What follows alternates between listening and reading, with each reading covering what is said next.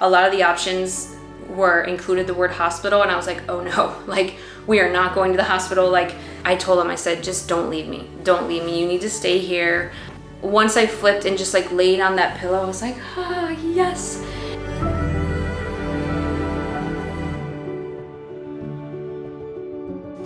Hi everybody, welcome back to our channel. My name is Meg-Liz Owak, and my husband Jack and I own the company Bang Energy, and we have 5 beautiful young kids. Today I'm going to share with you our beautiful positive birth story of our home birth number 5. Oh my, I'm sorry.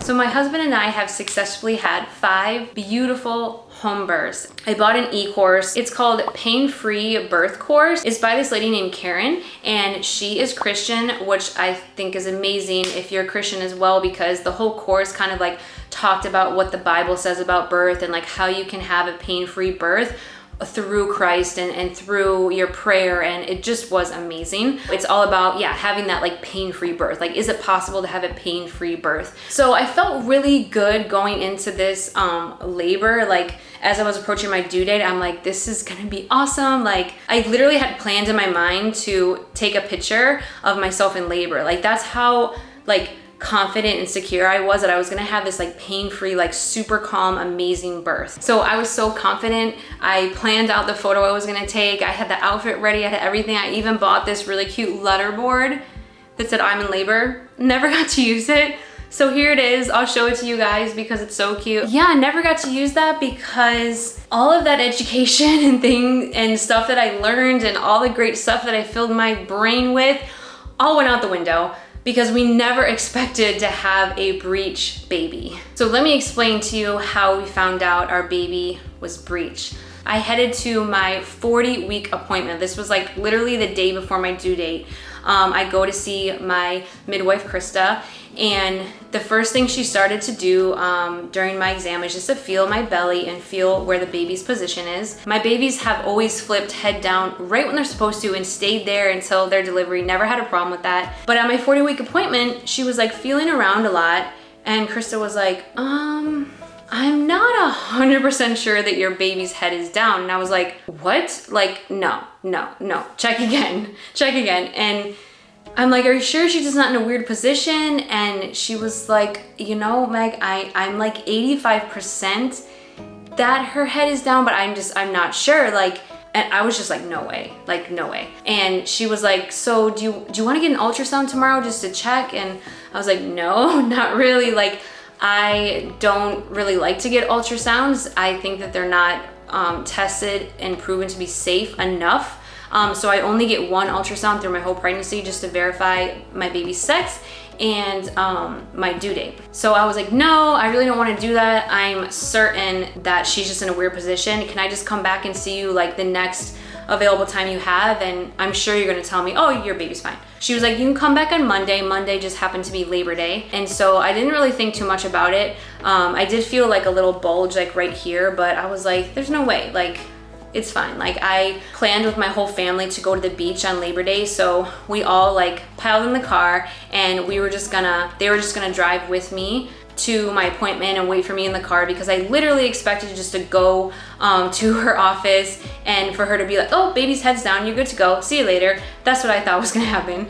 Everyone was in the car, we drove the appointment, I go upstairs, and my midwife Krista was there, and her birthing assistant was there too. And as soon as she touched my belly, she was like, oh, baby's head is down. I'm like, oh, great, that's what I thought, let me go. But she's like, wait, and she starts feeling, wait a second, she's like, I'm not sure. And what she was looking for and how they determine where the head is that when you feel the head, it moves like independently, but when you feel the butt, the whole body like moves with the butt. So for whatever reason, and she was very like confused why a baby at 40 weeks would be confusing her like that, because normally it's pretty clear where they are.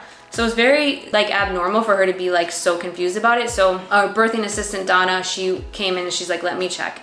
And she's like, no, Krista, this baby's head is not down. And so when she said that, I was like, oh my gosh, like this is not happening. I was like, this wave of like disappointment just like came over my body, and I was like, this is not happening. Like, no way. And so as soon as I like got up, stood up from the table, like sat up, they just sat down, both of them, and they're like, okay, so here are your options. And after that, I just wasn't hearing anything. I was like, what? Like, I could not even believe what I was hearing. And I definitely did not accept it. I was like, there's no way. Like, my baby is not breached. Like, that doesn't even make sense. Like, I could go into labor like tomorrow, like right now, like I'm pretty weeks. A lot of the options were included the word hospital. And I was like, oh no, like we are not going to the hospital. Like, you know, one of the main questions that people ask me, like when I tell them I do a home birth, they're like, oh, aren't you afraid to give birth at home? And I'm like, well, I always tell them like quite the contrary. Like I would be terrified to give birth in a hospital. Like if you watch a documentary, The Business of Being Born, just watch that and you'll understand what I mean. But as soon as I heard them say, oh, you could do the hospital, this and that, I'm like, no, like, so every home birth, we always have a backup OB. We always have a backup plan, a backup hospital that we would go to if anything were to happen. And the truth is that midwives, they're trained to foresee a problem or a complication happening before it happens. So that's why it's safe to give birth at home, because they're trained to know when to transfer you to a hospital if you need it to be. So that's why we had to go over this plan.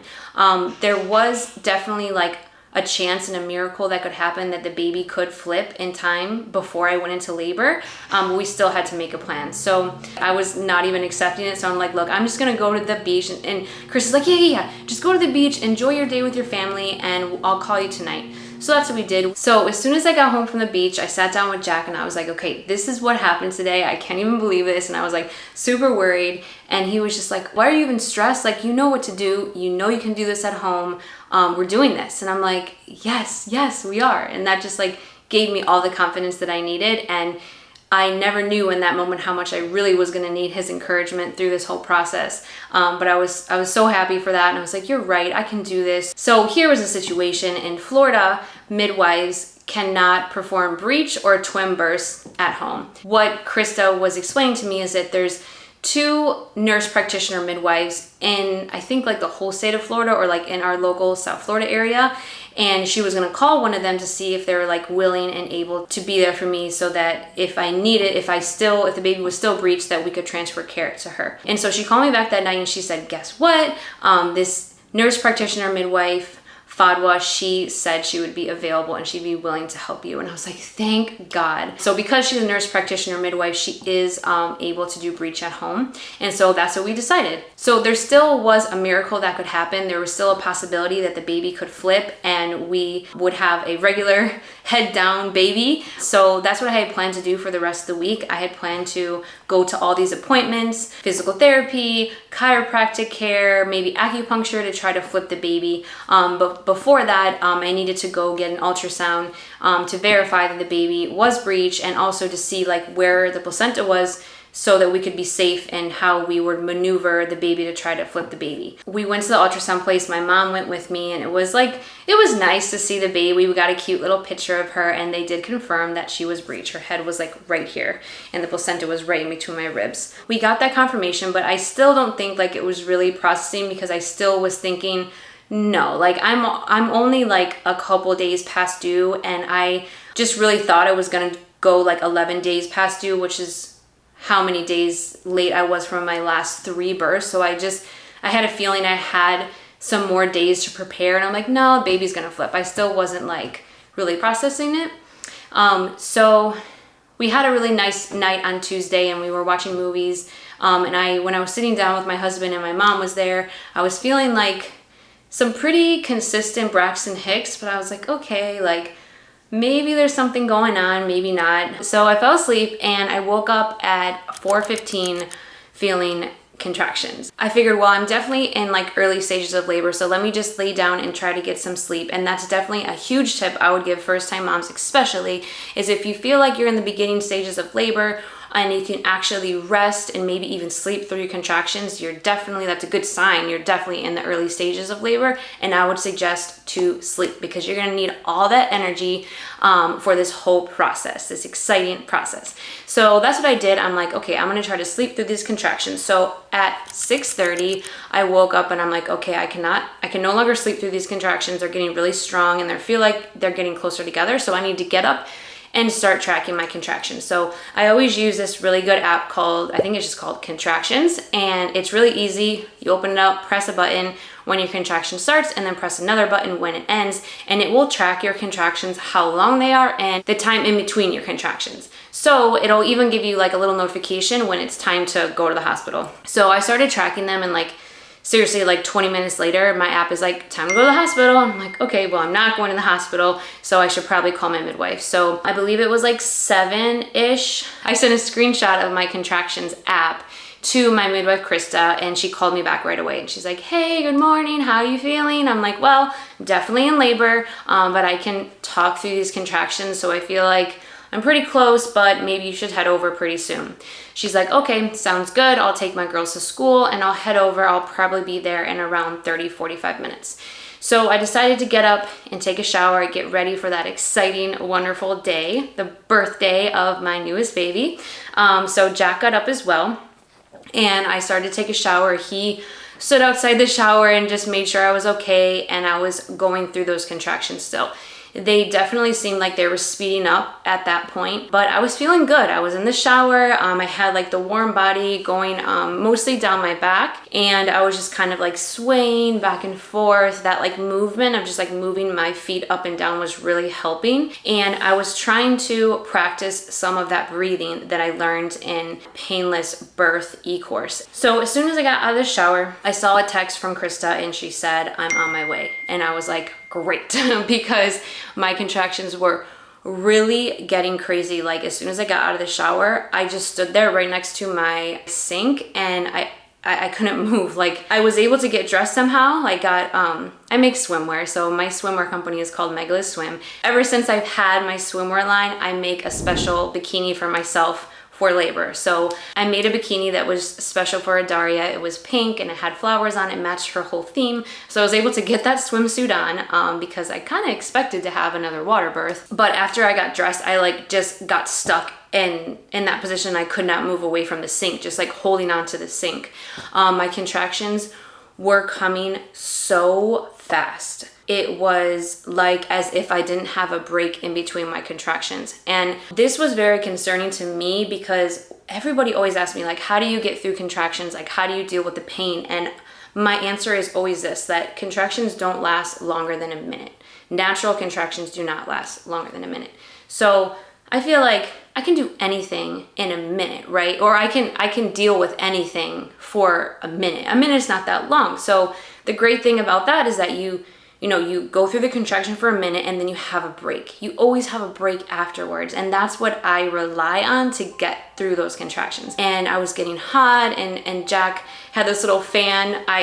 I'm so glad I got that fan, thinking back on it when I was preparing my birth kit. Krista arrived exactly when she said, after she told me she was on her way. So I actually texted her, contractions very strong, very close together, like right after she said she's on her way. So I was like, wanted to tell her like, this is what's happening. I wanted to give her like a warning that my contractions were super strong and super close together. Like, please come here and help me.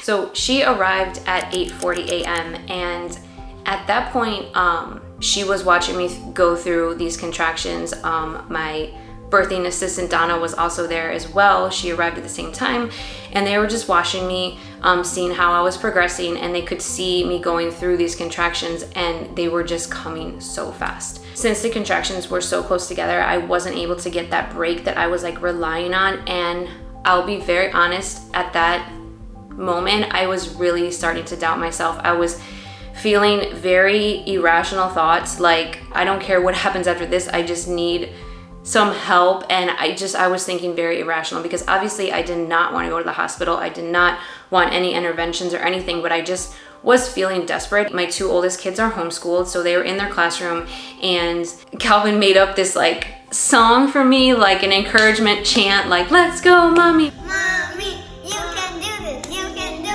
this, you can do this. So we love you, Mommy. We love you, Mommy. You got this, Mommy. You got we this, believe in Mommy. you. We believe. in you. We're praying for you. We're praying for you. And I told Miss Cowboy so we can pray for your baby to turn over. No. Yes. Because we're the And I best. have the bracelet, sister love. Oh. You guys are the best. You got this, Mommy. We believe in you. Bye-bye. When I was laying down being checked, I heard him play that video in the bathroom. And when I heard my kids' voices and like them just having so much confidence in me and knowing that I could do this, I was like, oh my gosh, I wanted to cry. I was like, my kids are so sweet. Like, they believe in me. And at that moment, I was like, oh my gosh, like, if I need to do this for anybody, I need to do this for my kids, because I need to show them that this is possible. You can have a breech baby at home. I'm getting emotional. But it was just so beautiful that they did that for me. And that was like, it really, really helped change my mood. And I hope my little cuties watching this, you know that they made such a world of a difference for this process. Like, it really, really helped me get through this. So my first midwife, Becky, taught me, and I always remembered this through my first pregnancy, that, you know, because I would ask her, like most people do, like, okay, how do you get through the pain? Like, how painful is it, right?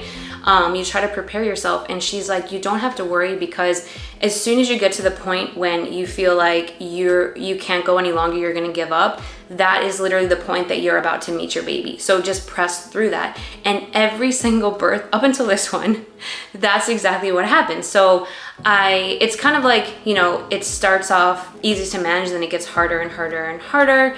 And then right at the peak is like, literally every time for my first 4 births, I've climbed up that mountain, and right when I look at my husband and say, I don't know if I can do this anymore, and then I remember what Becky said, and I'm like, oh, this is great news that I just said that. And literally right after that, my body tells me, okay, push. And I usually push for like 2 pushes, head comes out, body comes out, I'm meeting my baby. So it's like amazing. So I like wait for that moment, but I know it's at the end. And I knew for sure that this was the beginning of the whole process. So that's why I started to doubt myself, because I was like, if this is not the hardest, I don't know how I'm gonna get through it. And I was, again, like really starting to doubt myself, which really like worried me and scared me a little bit.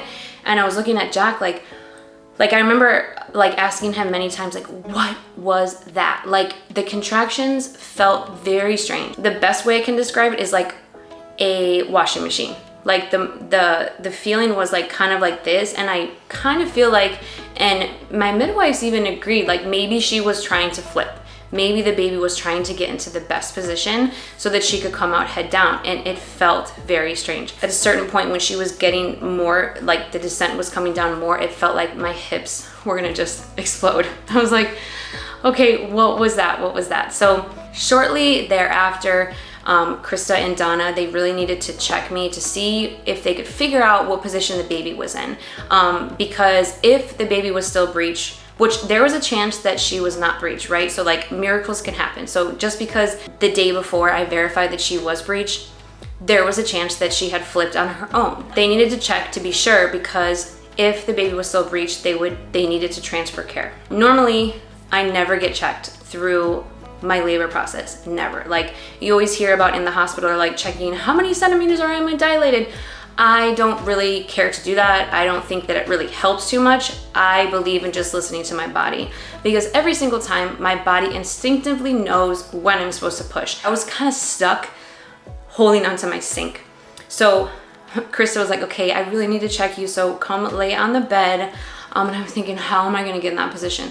So I figured out, put some pillows in between my legs, and she checked the baby's heartbeat to try to figure out if she could hear the heartbeat more higher up or lower down, which we wanted it to be lower down because the heart is very close to the head, right? They were not feeling it very low down. They were feeling it very high where her head was. That was a good indication that she was breached. So she did check me internally to try to see if she could feel any body parts presenting themselves. At that point, she did feel that I was 10 centimeters dilated, but she couldn't feel anything. The only thing she could feel was like the water bags coming down. She couldn't feel a head, a butt, a foot. She didn't know what it was, but we did hear the heartbeat a little higher up. So at that point, both my midwife and a midwife assistant decided that it was time to transfer care to the nurse practitioner midwife. Right after she did that check, she did communicate to me. She said, okay, I can't be certain that this baby is not breech anymore, so I'm gonna have to transfer care. If she does not make it here, we are gonna have to transfer to the hospital. And obviously that was horrible news for me. That was like the worst thing that I could hear that day. It's just like my biggest fear. The plan moving forward is that to try to keep the baby from being born until we are able to transfer care. So the next steps that we took really were like a game changer for me, like completely like my saving grace. God was looking down upon me. These decisions that we made right after we called Fadwa were like, oh, thank you, God. So, and I thank my midwives so much for these quick decisions that they were able to make, because this made all the difference in a successful home birth. It really, really did. They said, hey, would you drink some red wine? Because that could really help slow your contractions. I wasn't going to accept any interventions at this point, but red wine, that's great. And they also gave me some herbs that helped to slow the contraction. And immediately after I took those herbs, it worked like instantly. Like I had a contraction, and then the next one came with a break. I was like, yes, thank you, God. This is wonderful. So after I started to feel that break in between the contractions, I kind of felt like a little like normalized, like, okay, this is what more like what I was expecting. So right after they checked me on the bed, they really wanted me to get in this position where my head was kind of like below my hips. And all I remember them telling me was that this was a good position to be in to help a breech baby. That's all I really heard in that moment. After talking to my midwives after the fact, after the birth happened, the real reason why they wanted me there is because number one, if your body's against gravity, it kind of like keeps the baby in. And also it kind of holds the baby up so that if they need to make any kind of moves or position changes, they can do that. I kind of remember, like, usually when I'm in labor, I'm kind of oblivious to like all the noises around me. But I do kind of remember my mom being like, is she here yet? Is she here yet? Because that was kind of like nerve-wracking for people that were just watching. My mom was like, where is she? Where is she? So that was kind of good in a sense, because I was able to get the answer. Oh, she's 20 minutes away. She's 10 minutes away. And I'm like, okay, it's good. It's good news. And since we were in my daughter's room, she kind of has like the master bedroom suite upstairs, and it looks right out to our front door. Everyone kind of turned around. Well, I couldn't really see them, but I could tell people like turned around and saw her coming up to the front door, and they're like, yay, she's here. I'll be honest, I still was nervous for what was gonna happen when she did arrive, and I kind of was like, is she gonna come upstairs and just look at me and be like, oh, no, we're going to the hospital, like this is not working? Or is she gonna like allow me to do this, right? So I was going through a contraction when she walked in the room, but I still was able to feel as soon as she walked into that room, it was literally like an angel had arrived. Like I wasn't able to look at her because I still needed to control my breathing and kind of concentrate, but I felt her kind of away from me. She sat down and watched me. And then as soon as I was done with the contraction, she said, okay, mama, you are trusting your body and you can do this. And I was like, thank you, God, because that was all I needed to hear. At that point, I'm like, yes, this is happening. We're doing this. This baby is being born at home. After that, I had absolutely no fear that we were going to be transferred to the hospital, and I was just like so happy. And then finally, when my contraction was over, I looked up at her and I was like, thank you. Like, thank you for trusting me. I was kind of just like, tell me what to do, you know? So after I was in her care, Krista, my midwife, kind of gave her the rundown of how everything was going. And they did tell her that I was most comfortable in that standing position right up there by my sink. And so she told me, she was like, oh, I heard you like the position, and I'm totally fine with you going back to that position. I'm like, thank you, because at that point, my knees were like shaking. It was really hard for me to like stay in that position, because your whole body during labor, your whole body is working. Every single muscle in your body is working. Jack was really, really essential in this position. I was basically holding on to the sink, and he was standing right behind me, and he would just like press on my lower back to help me get through that contraction. I told him, I said, just don't leave me. Don't leave me. You need to stay here. do not leave me. And he was like, okay. Like, that's what I had said earlier, is that like, I just like needed him, because he was the one that gave me the confidence in the beginning when I was like doubting, you know, what I should do. Once I got back into that position, I really started to feel like the baby was finally descending. And I was like, okay, this is great. Like, this is great news, because again, like prior to that, I just didn't know what I was feeling. And that's what gets me like a little nervous if I don't really know what's happening. As I started to feel that descent, I really was just using that breathing even more, and using that like down, like I kept telling myself down or open, and that helped so much. So as I was feeling that pressure really down below, like I was getting ready to push, I was like feeling something down there, and I was like, okay, let's go. And I think I remember telling Jack, like, if I push, are you guys gonna be ready? Because I was thinking, like, if I push and the baby just falls out, I'm standing up, are you guys ready? Will you catch the baby? Like, are you ready to do this? And they're like, yeah, go, you're good.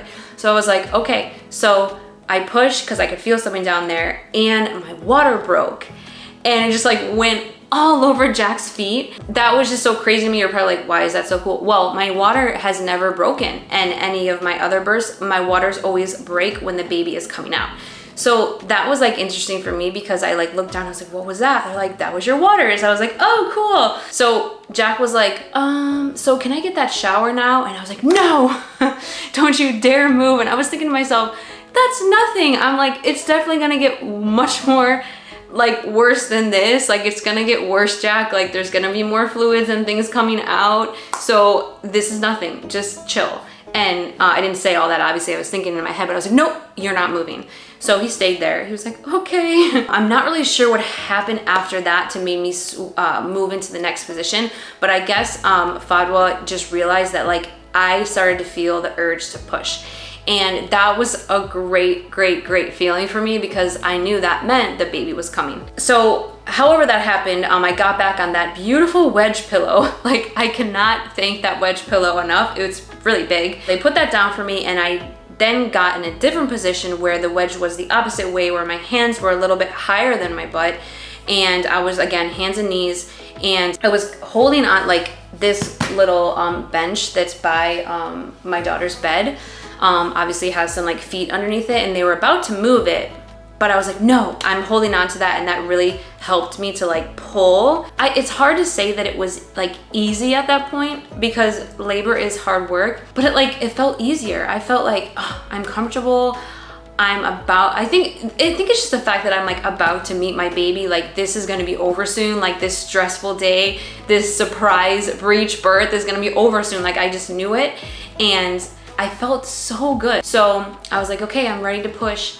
And I felt, again, everyone crowded around, and I was just waiting for my contractions, because you're really not supposed to push without a contraction. You have to wait for your body to give you that contraction, and then you push through it. And something very small came out, and everyone kind of like, they didn't like erupt yet, but they're kind of like, oh my gosh, like they're like, oh.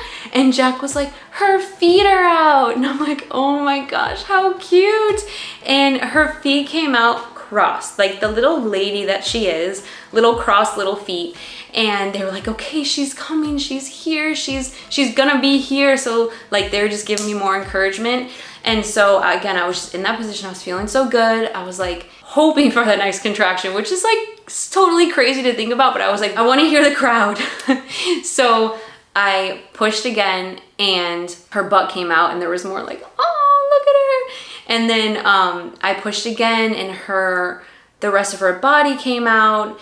And I learned later that there was about 2 minutes in between each body part that was coming out. When I pushed her body out though, I was like, wow, like, okay, that felt like a head. And as soon as that part came out, I was listening to the crowd, and they were like, oh, but it wasn't like the explosion, like, oh my gosh, she's here. So I was like, oh, I guess that wasn't the head, darn, like, okay, I'm gonna have to do that again, and it'll probably be like more because the head's bigger than the body. So I was like, okay, because this is the opposite of what I normally do, because usually the head comes out first. That's the hardest thing to get out, and then like the next push is like nothing. It's like the body is like nothing. So I was like, ooh, I was kind of like, let's get ready for this head to come out. I could feel her kind of like hanging out, like literally, and I'll show you the pictures. She really was just like hanging out. And the really important thing about breech births is that Fadwa explained to me that it's really important to like let that baby come out on their own, like hands off, right? And that's so crazy to think, because they're like literally just like hanging there. And I even heard Fadwa say to Jack, don't touch, because I felt like he's the one that always catches the baby. And so he just kind of like had that urge to just like grab her. The only time she like touches the baby is if she can tell or has a feeling the baby might need some help. So everyone was like waiting for the head to come out. I was also waiting for the head to come out, and I felt like everyone like, okay, anxious, right? I felt anxious too.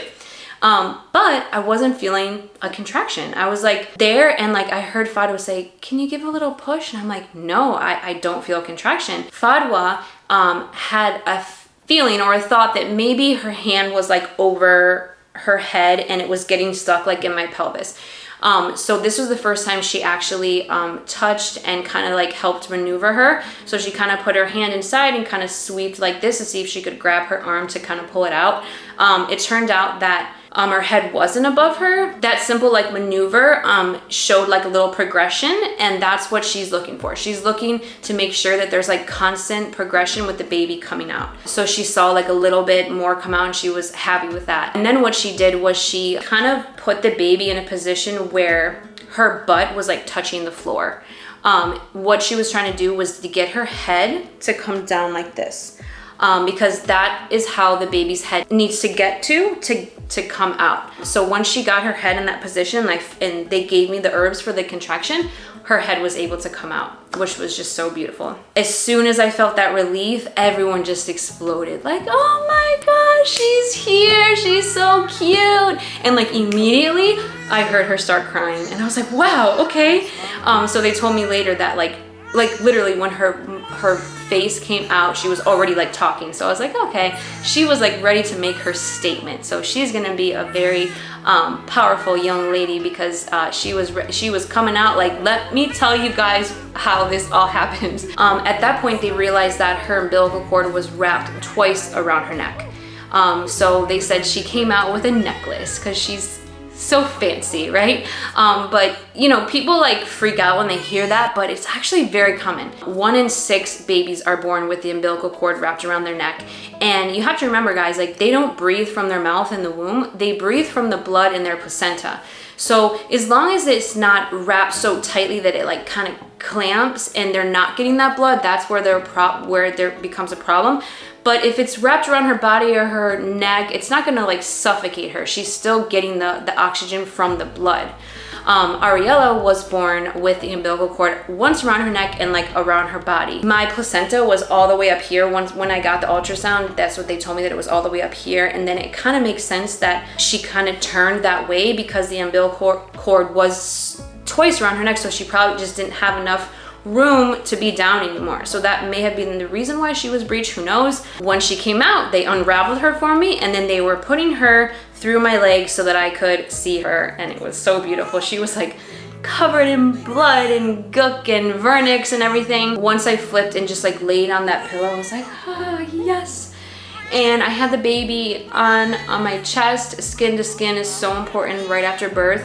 And I just was listening to her cry. I was like, yes, we did this, we did this.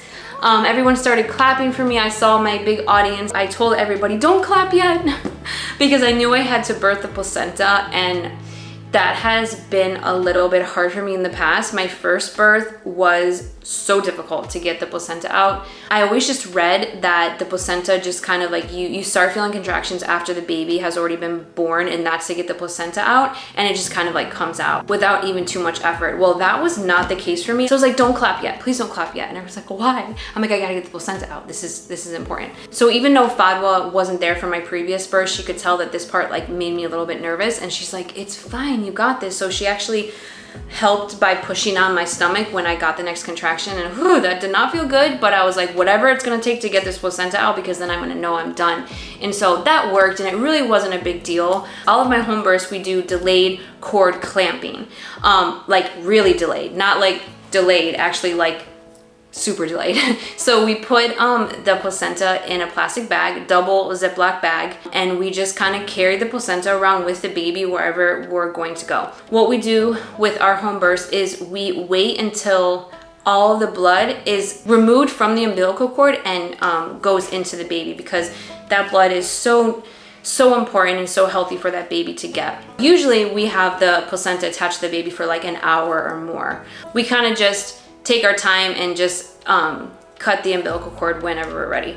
After I kind of just like sat there with the baby and enjoyed her for a little bit, skin to skin, they were like, let's try to get you into your bed. And that's the most amazing thing about having a home birth, is that as soon as you give birth, you're right there in your own bed with your baby, just in your own comfortable space, and it's just so amazing. And then I got in the bed and they brought the baby back over to me with her little placenta in her bag next to her, like her little purse.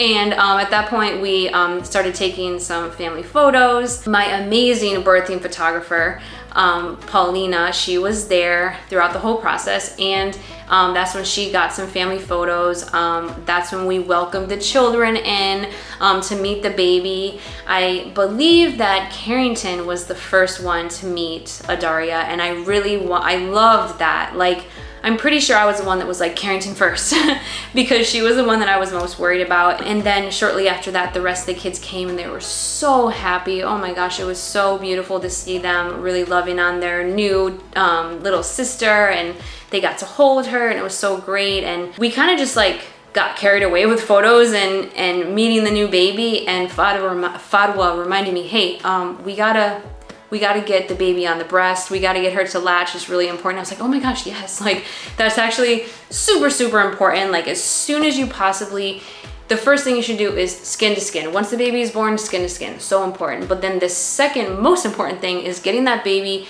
to breastfeed as soon as possible, because they instinctively want to feed. And I've even seen videos, and I've seen it happen with my own babies, where like if you just lay them on your chest or on your belly, they just moments after being born will actually start crawling up to your breast. Like, they know they need to eat right when they're born.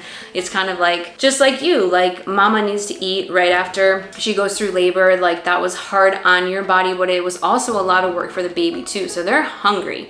So I was like, yeah, you're right, Fadwa. I was like, okay, baby's got to eat. Okay, guys, we got to be done with these photos. So we did that, and the baby latched right away, which was great. I definitely recommend, if you're giving birth in the hospital, reach out to the lactation consultant. I'm pretty sure there's almost always a lactation consultant or someone that knows something about lactation in the hospital, and you just have to request them. So after baby was able to eat and breastfeed for a little bit, it was time to do the newborn exam. So we weighed the baby, we took the baby's footprints, and got her little birth card written out. It was just beautiful. She ended up being 7 pounds 3 ounces, which is our smallest baby to date. Our first was 8'4", our second was 8'3", our third was 7'10", and our fourth was 7'11", and then Adaria was 7'3". So she was our smallest baby, and I think that was like by design, because she needed to be small to maneuver her way out. So that was beautiful. She's so tiny and cute, and I just want to squeeze her all day. It was just a beautiful day. We were so happy. It ended up working out just kind of as we planned, and I say kind of because we didn't expect it to be breech, but at least we were able to have the home birth that we always dreamed and desired. And we were just so happy. Jack and I were like, we did this, thank God. Like, thank God. Literally, we were saying so many prayers and thanking God for being there for us and with us, that we were able to do this. It was so amazing. So I really hope you enjoyed this. I hope that if you're considering a home birth, that you look into it, that you, research home birthing centers in your area, and definitely watch The Business of Being Born. I will try to link it below or put it on my Amazon list. It's really, really great, and it just completely changed my life. And I'm so happy for that documentary, because that documentary and my amazing midwives and the Hollywood Birth Center led me to these 5 incredible home births that I would have never been able to do without that knowledge. And I'm just so thankful for that and thankful to God that we were able to do this. So thank you so much for listening. Thank you for making it this far in the video. Thank you for this amazing experience and all these people, beautiful people that helped us with this. And Fabwa just coming in at the last minute like a buzzer shot in a basketball game to win with the breech birth at home. Very rare, probably 1 in 10 million. So we're real excited. Adoria wants to talk. Go ahead, hon. Say thank you, Father God. We love you. And all you guys, thank you. All the nannies, everybody. God bless all of you and the horses you rode in on. Amen. Amen. Amen.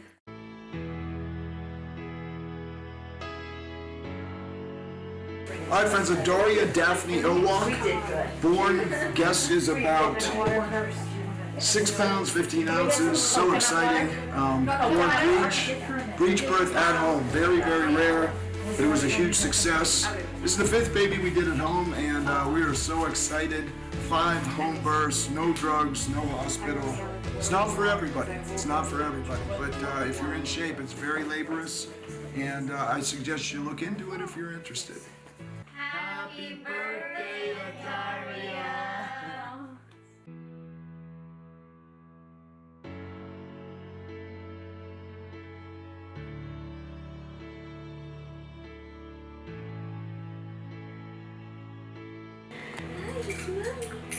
Good night,